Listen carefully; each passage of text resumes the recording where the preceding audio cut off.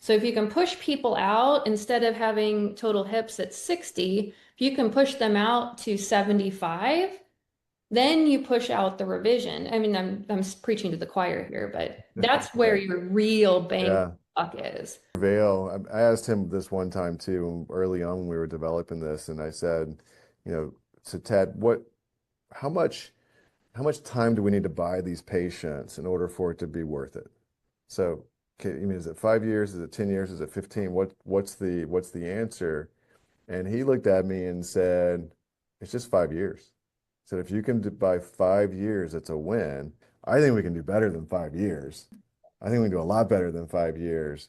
But I think that kind of underscored the problem for me is they're trying to do anything to to listen to your point, get that patient further down the line, and then it's worth it if we can just buy just a little bit of time.